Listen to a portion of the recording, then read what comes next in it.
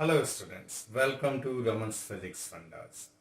आज units and measurement का 7th lecture है। इसमें हम नए टॉपिक करने जा रहे हैं और इस टॉपिक में आपको बहुत मज़ा आने वाला है क्योंकि कुछ चीज़ें प्रैक्टिकली हम करके भी देखेंगे और बहुत सारे एग्जाम्पल आप सीखेंगे। ये जो मेजरमेंट है ये आपके हर रोज का प्रोसेस है। फॉर एग्जाम्पल, अगर आप किसी को टाइम बताते हैं तो आप क्या करते हैं, एक मेजरमेंट करते हैं, एक कैलकुलेशन करते हैं और फिर टाइम बताते हैं। तो मेजरमेंट हर एक दिन का प्रोसेस है, लेकिन फिर भी अगर आपसे मैं पूछूं कि what do you mean by measurement, तो आप सोचने लग जाएंगे। कितने बच्चे तो ये हिंदी में बोल देते हैं क्लास में कि मेजरमेंट का मतलब होता है मापना।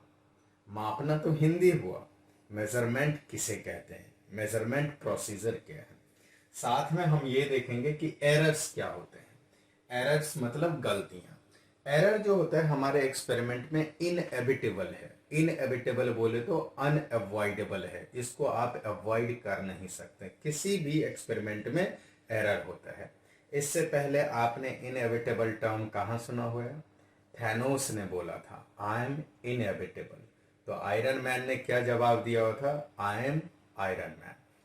और तीसरी चीज आप जो सीखेंगे वो सीखेंगे कि एक्यूरेसी एंड प्रेसिजन क्या होता है। ये दोनों काफी इंटर रिलेटेड टर्म है। बहुत सारे बच्चे, बहुत सारे इनफैक्ट जो 11th-12th कर लेते हैं वो भी कंफ्यूज रहते हैं। तो आप कैसे इन सारे कॉन्सेप्ट को क्लियर करेंगे वो इस वीडियो में आप देखेंगे। तो इसीलिए मैं आपको सजेस्ट करूंगा कि it is good time for you to learn and to subscribe this channel. अगर आपने अभी तक सब्सक्राइब नहीं किया है और इस चैनल पे आप अगर नए हैं तो, and also in that way you can help me to promote this channel and I can be more encourage to bring new videos for you. चलिए अपनी क्लास स्टार्ट करते हैं। मेजरमेंट क्या होता है? What do you mean by measurement? हर रोज आप करते हैं ये मेजरमेंट। किसी को टाइम बताते समय, कहीं पे आप जाते कोई सामान खरीद के लाते हैं, उस समय मेजरमेंट आप होते हुए देखते हैं। तो इस मेजरमेंट प्रोसेस को हम क्या करते हैं, एक एग्जाम्पल से समझ लेते हैं। कि फॉर एग्जाम्पल कंसीडर कीजिए कि आपकी मम्मी क्या कहती है कि मार्केट से कोई सामान का 5 किलो ले आओ, कोई सामान 5 किलो ले आओ। तो सपोज कर लेते कि राइस आपकी मम्मी बोलती है कि 5 केजी ले आओ। तो ये 5 केजी क्या बोला है मम्मी ने? एक्यूरेट वैल्यू लाने के लिए, मतलब ट्रू वैल्यू लाने के लिए। ए टी इज, ए मतलब ए बी सी डी, आप कुछ भी लिख सकते हैं। यहाँ सी टी भी लिख देते चावल के लिए, या आर टी भी लिख देते राइस के लिए। तो ए टी मतलब कितने केजी राइस लाने? आपको 5 केजी राइस लाने हैं। अब क्या करते हैं कि आप 3 बार दुकानदार के पास जाते हैं अलग अलग महीने में। सपोज कर लेते हैं कि आप पहली बार जब गए तो आपने 5 केजी ही राइस लाया, दुकानदार ने आपको 5 केजी राइस दिया। बट उसके अगली बार जब जाते हैं तो आपको पता चलता है कि 5.01 केजी राइस दे दिया दुकानदार ने। गलती से हो सकता है, गलतियां तो सभी से होती है, एरर तो सभी से होता है। हो सकता है वो 5.01 केजी दे दे, लेकिन अगले मंथ में जब 3rd मंथ में गए आप राइस लाने तो ये 4.99 केजी दे दिया आपको राइस। ऑलराइट, 4.99 केजी उसने आपको राइस दिया 3rd मंथ में। अगर आप देखें तो इन सारे वैल्यूज को जो अलग अलग टाइम पे आया है, इन सारे वैल्यूज को हम कहते हैं कैलकुलेटेड वैल्यू। कैलकुलेटेड वैल्यू का और भी नाम है, ऑब्जर्व्ड वैल्यू कह सकते हैं या फिर मेजर्ड वैल्यू कह सकते हैं, मेजर्ड वैल्यू।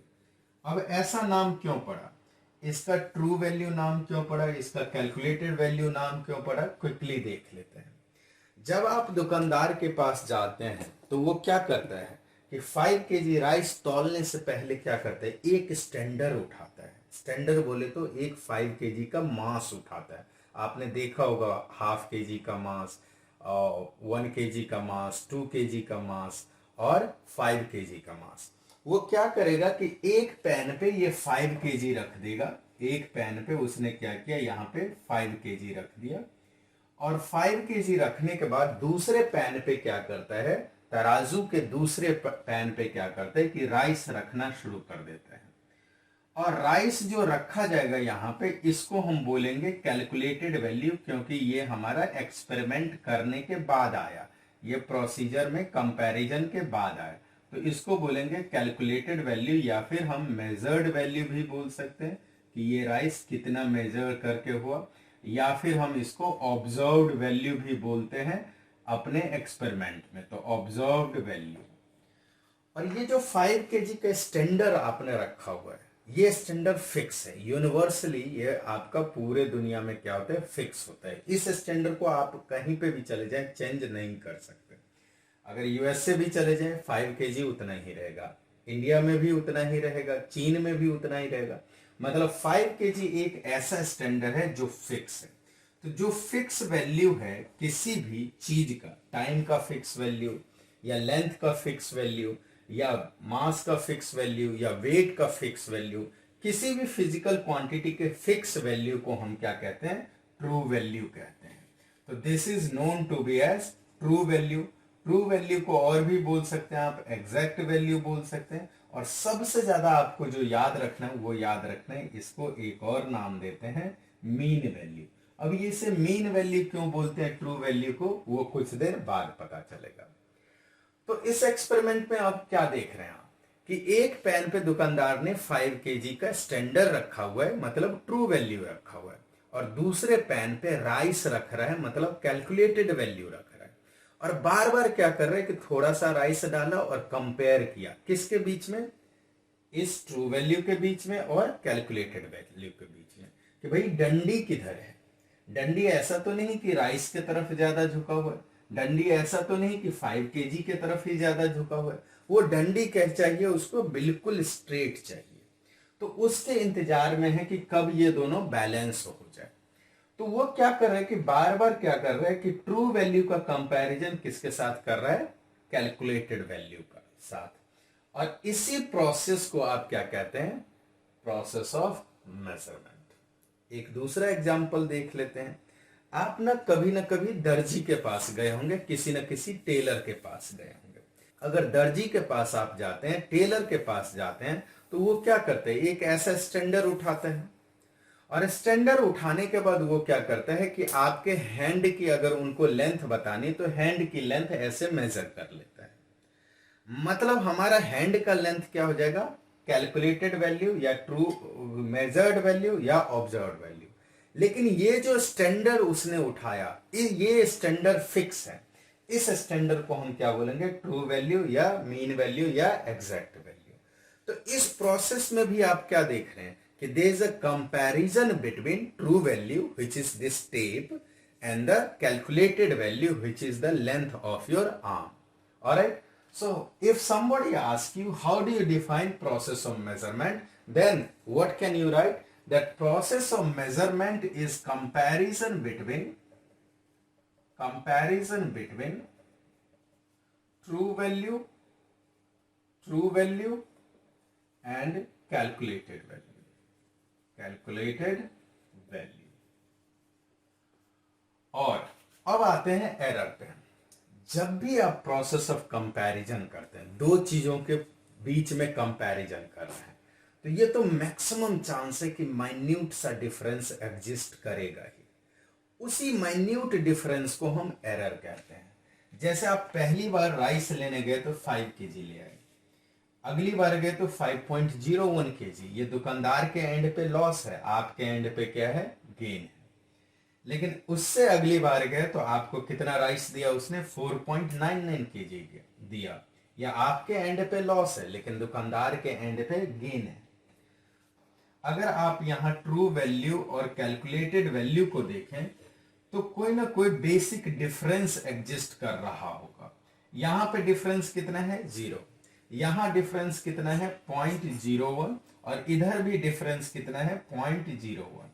ये हो सकता है कि आपके एंड पे पॉजिटिव है क्योंकि आपको गेन हो रहा है, लेकिन दुकानदार के एंड पे क्या है, नेगेटिव है। ये क्या है, आपके एंड पे नेगेटिव है क्योंकि लॉस हो रहा है, और दुकानदार के एंड पे क्या है, पॉजिटिव है क्योंकि उसे गेन हो रहा है। तो एरर को हम क्या करते हैं, पॉजिटिव और नेगेटिव साइन के साथ हमेशा लिखते हैं। ध्यान देने वाली बात है ये, एरर को हमेशा किसके साथ लिखने वाले हैं हम, पॉजिटिव नेगेटिव साइन के साथ। लेकिन जब इसकी वैल्यू न्यूमेरिकल में इस्तेमाल किया जाएगा तो हमेशा ही positive. Error is always taken in positive. In numerical. तो न्यूमेरिकल में इसको ऐसे नहीं कि अगर न्यूमेरिकल में इसकी वैल्यू यूज करनी होगी तो आप -0.01 यूज करेंगे। आप इसकी वैल्यू हमेशा 0.01 प्लस में यूज करेंगे न्यूमेरिकल में। खैर इस चीज को बाद में देखते हैं, लेकिन हम समझते हैं कि एरर अब आखिर है क्या। तो जब भी प्रोसेस ऑफ कंपैरिजन हो रहा था ट्रू वैल्यू और कैलकुलेटेड वैल्यू के बीच में, तो जो स्मॉल डिफरेंस होता है उसी स्मॉल डिफरेंस को हम क्या कहते हैं, एरर कहते हैं। ऑलराइट, तो आप एरर को कैसे डिफाइन कर सकते हैं कि error is defined as small difference between true value and calculated value. तो एरर को आप small difference between true value and calculated value कह सकते हैं। ये भी ध्यान रखिए कि किसी भी छोटे वैल्यू को फिजिक्स या मैथ में कैसे दिखाते हैं। हम किसी भी छोटे वैल्यू को फिजिक्स या मैथ में डिनोट करते हैं डेल्टा साइन से। ये स्मॉल चेंज को दिखाता है। आपको याद है कि आपने स्पीड इक्वल टू क्या किया था या वेलोसिटी इक्वल टू क्या किया था बचपन के क्लास में, delta x upon delta t. इसका मतलब क्या होता था, small change in displacement with respect to time, मतलब स्मॉल चेंज को दिखाता था।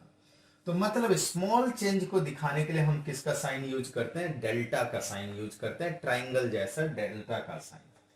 तो यहां पे अगर कोई पूछे कि एरर पहले वैल्यू में कितना है, तो एरर पहले वैल्यू में कितना है, डेल्टा ए, डेल्टा A1 बोल देते हैं। ये क्या हो जाएगा, difference between true value and calculated value. तो difference between true value and calculated value. ध्यान रहे कि मैंने एरर को रिप्रेजेंट करने के लिए इसे मॉड में डाला है, दो पैरेलल लाइन के बीच में डाला है इस डिफरेंस को। मॉड डालने का मतलब यह है कि एरर हमें अगर नेगेटिव भी मिल रहा है तो इसकी वैल्यू हम किस में लिखेंगे, पॉजिटिव में ही लिखेंगे। तो अगर फर्स्ट वैल्यू के लिए आपको पूछा जाए कि कितना एरर है, तो इसमें कितना एरर है, 5 - 5, इसमें 0 एरर है। अगर सेकेंड वैल्यू के लिए पूछा जाए कि इसमें कितना एरर है, डेल्टा A2 लिखेंगे सेकेंड वैल्यू का error, delta A2 which is equal to true value minus calculated value. और ट्रू वैल्यू कितना है यहाँ 5 और कैलकुलेटेड वैल्यू कितना है 5.01 है। अब आप इसे सब्ट्रैक्ट करते हैं तो माइनस में 0.01 आता है, लेकिन मॉड क्या करता है, माइनस साइन को इग्नोर कर देता है, माइनस साइन को पॉजिटिव में करके आपको आंसर देता है, मॉड मैग्नीट्यूड देता है। मतलब यहां पे आपको क्या मिलेगा, +0.01 ही मिलेगा। तो अगर सेकेंड वैल्यू में आपको कोई एरर पूछे कि कितना है, तो इसे आप बोलने के लिए बोल सकते हैं कि ±0.01 है, क्योंकि आपके एंड पे गेन है और दुकानदार के एंड पे लॉस है। लेकिन अगर न्यूमेरिकल में यूज करना है तो इसकी वैल्यू हमेशा प्लस में यूज करेंगे। यहीं पे अगर थर्ड वैल्यू के लिए पूछा जाए कि इसमें कितना एरर है, तो delta A3 will be equal to what, true value minus calculated value. और कैलकुलेटेड वैल्यू इसका कितना है, 4.99 है। और ट्रू वैल्यू कितना था, 5 kg, ये तो फिक्स था स्टैंडर्ड। और यहाँ पे 4.99 पुट कर दीजिए, और इसे जब आप सब्ट्रैक्ट करेंगे तो ये भी कितना आता है, 0.01 आता है। ये आपके एंड पे लॉस है, लेकिन दुकानदार के एंड पे गेन है। फिर भी हमेशा इसकी वैल्यू किस में आपको कंसीडर करनी है, पॉजिटिव में कंसीडर करनी है। तो I hope so far you have understood two basic concept, one is measurement and another is error। error is inevitable in our experiment। किसी भी एक्सपेरिमेंट में आपने 10th क्लास में रेजिस्टेंस कैलकुलेट किया होगा ओम्स लॉ के मदद से। तो वहां पे ओम्स लॉ का जब टेबल बनाते तो उसमें भी एरर था, लेकिन वहां पे सिलेबस में नहीं था तो आपको पढ़ाया नहीं गया। तो जितने भी ऑब्जर्वेशन आप किसी एक्सपेरिमेंट में करते हैं उस सभी में क्या होता है, एरर होता है। यहाँ पे तीन चीजें हैं आपके पास कि एक बार 5 kg राइस लाए, एक बार 5.01, एक बार 4.99। तीनों में कुछ ना कुछ एरर है या नहीं भी हो सकता है। दूसरी चीज है, अगर मैं अपने ही हैंड की लेंथ किसी एक दर्जी के पास जाऊं तो वो शायद बताए कि भैया हैंड की लेंथ आपकी XYZ है, लेकिन दूसरे दर्जी के पास जाऊं तो वो XY बताएगा, लेकिन Z के जगह बताएगा कि ABC है, XY ABC। फिर तीसरा दर्जी कुछ और बता सकते हैं। मतलब अगर मैं यहाँ पे देखूं तो मेरी हैंड की लेंथ लगभग 30 आ रही है, तो हो सकता है कि कोई इंसान ये बोले, कोई दर्जी ये बोले कि आपकी हैंड की लेंथ 30 है, लेकिन कोई दूसरा ये बोले कि 30.1 है, कोई तीसरा ये बोले कि 29.5 ही है। तो हर दर्जी के पास क्या होगा कि कुछ ना कुछ डिपेंड करता है कि उसके कॉन्सेप्शन के ऊपर कि मेरे हैंड की लेंथ वो कहां से मेजर करना चाह रहा है। तो इस वजह से हम क्या देख रहे हैं कि स्टैंडर्ड ट्रू वैल्यू तो फिक्स है, लेकिन तीनों दर्जी के पास मेरे हैंड का लेंथ क्या बड़ा छोटा हो रहा है? नहीं हो रहा है, लेकिन वो कंपैरिजन कर रहे हैं। तो उस कंपैरिजन की वजह से जो स्मॉल डिफरेंस एग्जिस्ट कर रहा है, वो स्मॉल डिफरेंस को ही हम क्या कहते हैं? एरर कहते हैं। जैसे इसे देख लीजिए, इस बोर्ड को मैं एक दूसरे स्टैंडर्ड से मापता हूं। इस बोर्ड को जब इस स्टैंडर्ड से मापा तो ये लगभग आपका ये है 92 सेंटीमीटर। तो बोर्ड की लेंथ अगर मैं बोल देता हूं कि कोई फिक्स है, ट्रू वैल्यू इसकी कितनी है? बोर्ड की लेंथ की ट्रू वैल्यू है 92 सेंटीमीटर।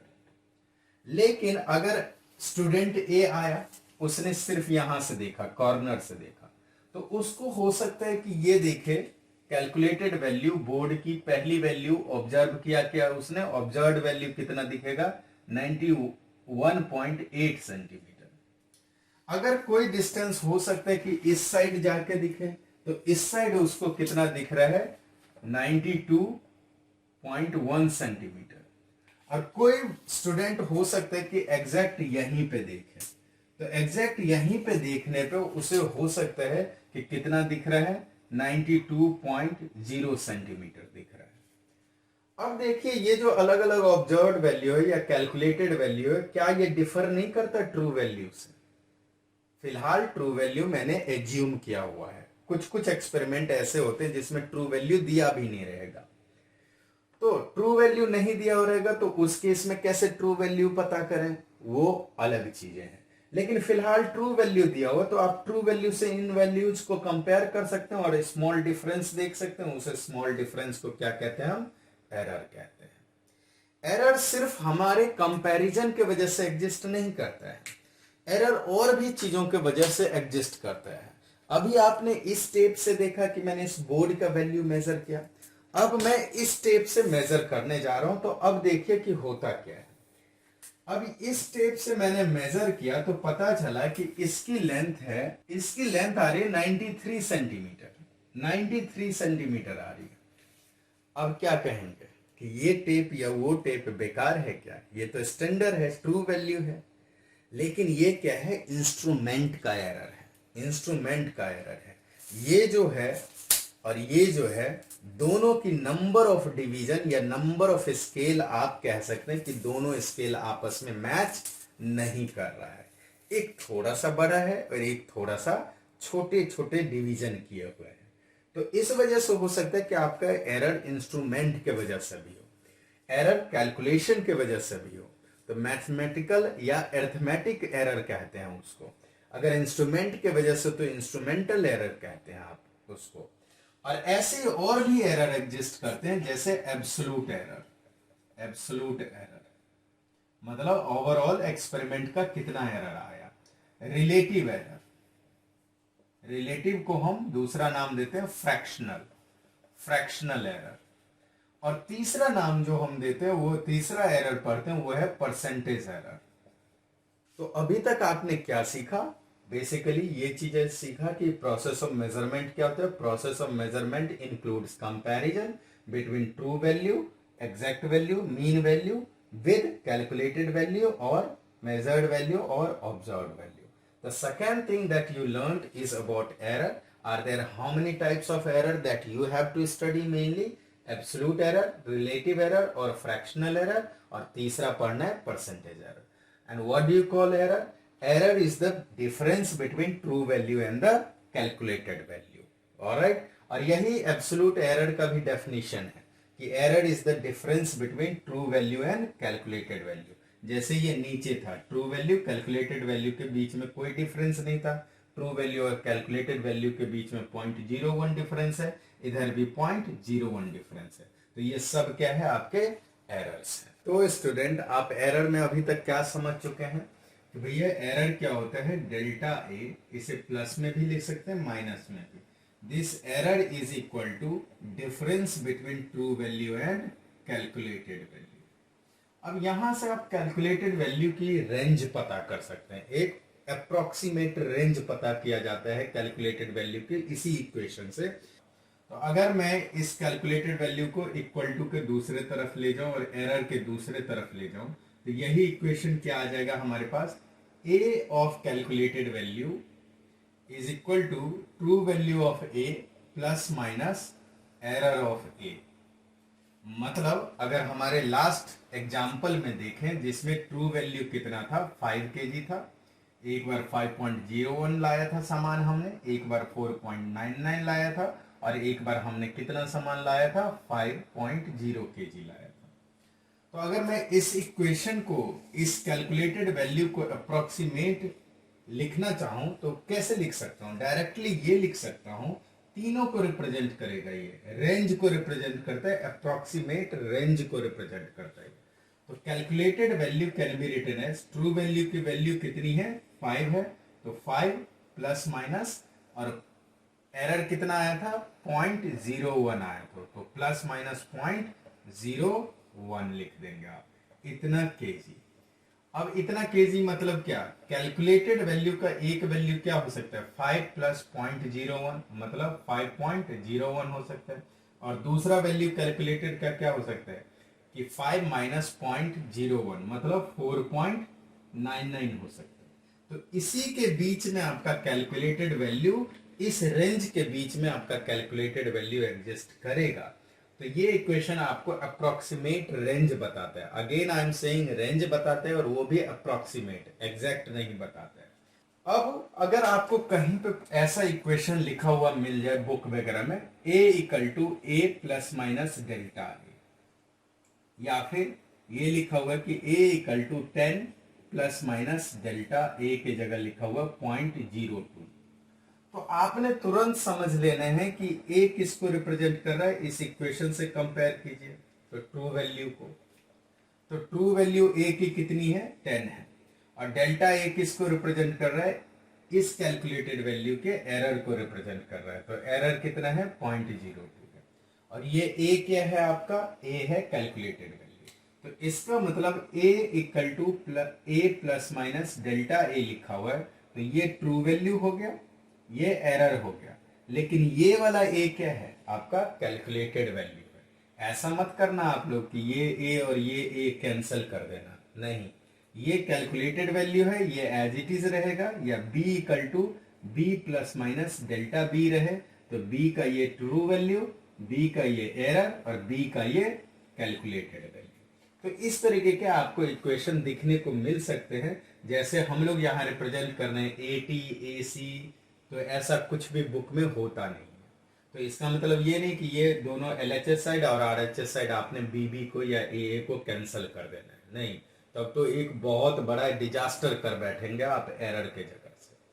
एरर वैसे भी क्या होता है, बहुत कम होना चाहिए किसी एक्सपेरिमेंट में। जैसे हमारे इसी एक्सपेरिमेंट में देखिए एरर कितना था, 0.01 था, लेकिन यहीं पे एरर पता चलेगा कि 1 kg का हो जाए। मान लो दुकानदार के पास आप गए और वो 5 किलो की जगह आपको 4 किलो ही तौल के दे, तो आप क्या कहोगे, भैया ये एरर कर रहे हो या डिजास्टर कर रहे हो, लूट मचा रखे हो क्या?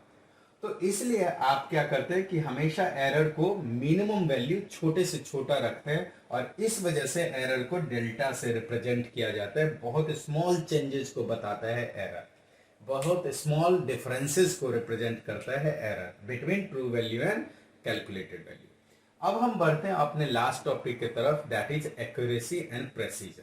एक्यूरेसी प्रेसिजन एक ऐसा टॉपिक है जिसमें बहुत अच्छे अच्छे स्टूडेंट को भी कंफ्यूजन रहता है, और आज के बाद से आपकी कंफ्यूजन पूरी की पूरी क्या हो जाएगी, एकदम धुल जाएगी, दूर हो जाएगी। अगर इसके बावजूद भी नहीं दूर होता है तो you can comment me in the comment box and I will give you the revert message. अब देखिए एक्यूरेसी क्या होता है। Accuracy Accuracy is defined as how close are you to true value, true value। मतलब accuracy को आप ये कह सकते हैं कि जब आप एक्सपेरिमेंट कर रहे हैं तो उस एक्सपेरिमेंट का एक ट्रू वैल्यू फिक्स था, आपके मम्मी ने आपको 5 kg राइस भेजने को कहा, लाने को कहा, तो 5 kg फिक्स है। लेकिन 5 kg के कितने क्लोज है दुकानदार, या कितने क्लोज आप राइस खरीद के लाते हैं, उसको हम क्या कहते हैं, एक्यूरेसी कहते हैं। जैसे मैं बात कर लेता हूं कि हमारे पास क्या था, A1 इक्वल टू 5.01 या 5.001 या 5.02 या फिर 4.99 या फिर 4.98। अगर इस सभी में देखें तो आप देखेंगे कि भैया ये सारे वैल्यूज ना ज्यादा एक्यूरेट है, मतलब ये ज्यादा क्लोज है, किसके, ट्रू वैल्यू के ज्यादा क्लोज है। ये सभी वैल्यू में क्या हो रहा है कि एरर कम है। तो आप जितने क्लोज रहेंगे ट्रू वैल्यू के, मतलब आपकी एक्यूरेसी उतनी ही ज्यादा है, आप उतने ही ज्यादा परफेक्शन में है। तो इसको आप ऐसे भी डिफाइन कर सकते हैं कि it is defined as the closeness of the measured value to the true value. Closeness of the, मैं लिख देता हूं ताकि आप नोट्स में नोट डाउन कर दें कि closeness of the measured value to true value, true value। अब दूसरा टर्म है हमारे पास प्रेसिजन। प्रेसिजन क्या होता है वो देखते हैं। प्रेसिजन मतलब to be precise, to be precise. Precise का मतलब क्या होता है आपका, लिमिट अप टू हिच या एक्सटेंट अप टू हिच, आप इसे क्या कह सकते हैं कि extent up to which measured value can be measured value or calculated value can be measured। अब ये थोड़े से ट्विस्टेड हो रहा होगा आपके लिए, लैंग्वेज कोई ट्विस्टेड नहीं है। अब यहाँ पे ये दो एग्जाम्पल हम देखते हैं। एक्सटेंट अप टू हिच का मतलब क्या है, एक्सटेंड अप टू विच का मतलब ये है कि 5.01 पे देखें और 5.001 पे देखें। तो अगर मैं आपसे पूछूं कि इसमें से ज्यादा प्रेसाइज वैल्यू कौन सा है, तो मैं आपको आंसर दूंगा कि भैया ये ज्यादा प्रेसाइज वैल्यू है। ये क्यों प्रेसाइज वैल्यू है, ये इसीलिए प्रेसाइज वैल्यू है क्योंकि इसमें एरर आपने बहुत कम किया है। इसमें देखिए नंबर ऑफ डिवीजन कितना है। नंबर ऑफ डिवीजन आप कैसे पता करते हैं, डेसिमल प्लेस के बाद कितने डिजिट है। तो डेसिमल प्लेस के बाद 2 डिजिट है, इसका मतलब 1/100 हो गया ये। ऑलराइट, डेसिमल प्लेस के बाद कितने डिजिट है, 2 डिजिट है, तो 1/100। और इसमें डेसिमल प्लेस के बाद कितने डिजिट है, 3 डिजिट, तो इसमें कितना है ये 1/1000। मतलब अगर मैं पूछूं कि ये कौन से स्केल पे मेजर किया गया है, तो ये उस स्केल पे मेजर किया गया है जिसमें नंबर ऑफ डिवीजन कितना है, 1/100।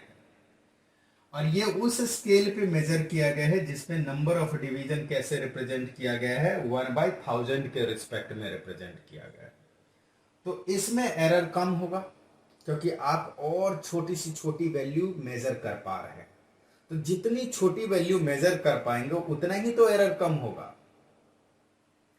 अगर मैं मान लीजिए कोई चीज है 1.9 सेंटीमीटर, ऑलराइट, और मैं ये 1.9 डिवीजन वाला स्केल इस्तेमाल ही नहीं करता हूं, मैं ऐसा स्केल इस्तेमाल करता हूं जिसपे 1 लिखा हुआ है और 2 लिखा हुआ है। तो स्टूडेंट क्या बोलेगा, 1.9 को क्या बोलेगा, उसके पास 1.9 तो स्टडी करने का कोई स्कोप ही नहीं है, तो क्या बोलेगा, उसे डायरेक्ट बोलेगा कि सर ये 1.9 नहीं था, 2 सेंटीमीटर था। क्यों 2 सेंटीमीटर बोलेगा, क्योंकि बीच में कोई भी डिवीजन नहीं था। लेकिन यहीं पे अगर मैं 10 डिवीजन डाल देता हूं तो वो 1.9 एक्यूरेट बता पाएगा। कहने का मतलब यह है कि एक अगर स्केल को आप सब डिवाइड करते जाते हैं और छोटा से छोटा, छोटा से छोटा, छोटा से छोटा डिवाइड करते जाते हैं, तो एरर क्या करते हैं आप, कम करते जाते हैं। ऑलराइट, तो इसमें डिवीजन कितना था, 1/100 डिवीजन था, और इसमें डिवीजन कितना था, 1/1000 डिवीजन था। तो किसमें ज्यादा नंबर ऑफ डिवीजन है, तो नीचे वाले स्केल में ज्यादा नंबर ऑफ डिवीजन है। तो जिस स्केल में ज्यादा नंबर ऑफ डिवीजन होगा वो स्केल उतना ही प्रेसाइज होगा, उतने ही एक्सटेंट तक मेजर्ड वैल्यू आपका करेक्ट आएगा। अब मैं बात करूं प्रेसीजन की, तो प्रेसीजन के लिए मैं दो स्केल कंसीडर करता हूं। यहां पे एक स्केल क्या है हमारा ए, ये ए स्केल है, और ये दूसरा स्केल है हमारे पास बी स्केल है, ये बी स्केल है। इस पे मेजरमेंट क्या होती है हमारी 1 to 2 मेजर करनी है, इस पे भी मेजरमेंट फ्रॉम 1 to 2 मेजर करनी है। बट इसमें जो नंबर ऑफ डिवीजन कितने हैं, 1 2 3 4 एंड 5, नंबर ऑफ डिवीजन कितने हुए इसमें, 5 हुए। बट इसमें कितने नंबर ऑफ डिवीजन है, 10 है, 1 2 3 4 5 6 7 8 9 एंड 10। तो अगर मैं पूछूं कि इसमें एक डिवीजन किस वैल्यू को रिप्रेजेंट करता है, कितने फ्रैक्शनल वैल्यू को रिप्रेजेंट करता है, तो आप क्या देख रहे हैं कि भैया 1 2 3 4 5, मतलब एक डिवीजन कितने को रिप्रेजेंट करेगा, 1/5 को रिप्रेजेंट करेगा। मतलब एक डिवीजन इक्वल टू क्या आ गया आपके पास, 0.2, तो 0.2। अगला डिवीजन और 0.2 तो 0.4, अगला डिवीजन और 0.2 तो 0.6, अगला डिवीजन और 0.2 तो 0.8, और फाइनली 1 में 1 ऐड होके 2 आ गया। बट अगर इसमें नंबर ऑफ डिवीजन की मैं बात करूं तो नंबर ऑफ डिवीजन यहां पे आप क्या करेंगे कि ये बताएंगे, और ये कितना होगा, 1/10 होगा। 1/10 कहने का मतलब 0.1। ऑलराइट, ये 0.1, ये 0.1, ये 0.1, ये 0.1, ये 0.1, ये 0.1, 10 टाइम्स 0.1, तभी 10 टाइम्स 0.1 होने के बाद 1 में 1 ऐड हो जाएगा और 2 आएगा आपके सामने। अब मुझे मेजर करना है स्केल ए का यूज करते हुए और स्केल बी का यूज करते हुए एक वॉल को, एक दीवार को मुझे मेजर करना है। और सपोज कर लेते हैं कि दीवार की वॉल की हाइट ट्रू वैल्यू कितनी है, 10 मीटर है।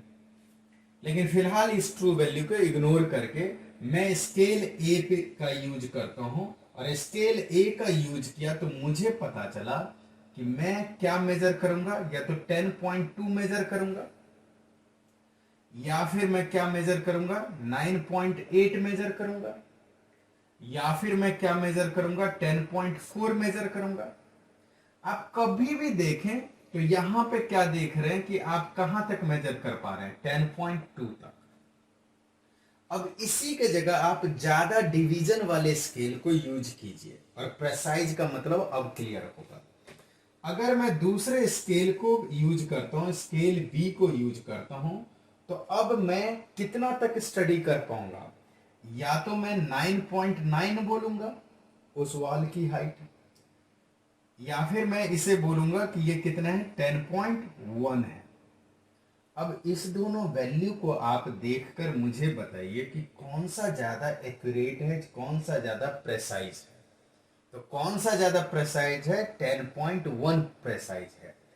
इसमें बहुत कम डिवीजन, इसमें क्या है, ज्यादा डिवीजन है तो बहुत कम लिमिट तक मेजर किया जा सकता है, और इसमें कम डिवीजन है तो बहुत ज्यादा लिमिट तक मेजर किया जा सकता है। तो हमारा प्रेसाइज स्केल कौन सा है, प्रेसाइज स्केल है हमारा सेकेंड, क्योंकि इसमें नंबर ऑफ डिवीजन इस स्केल पे क्या था, ज्यादा था। तो आई होप कि बच्चों आपको समझ में आया कि प्रेसिजन क्या होता है, एक्यूरेसी क्या होता है।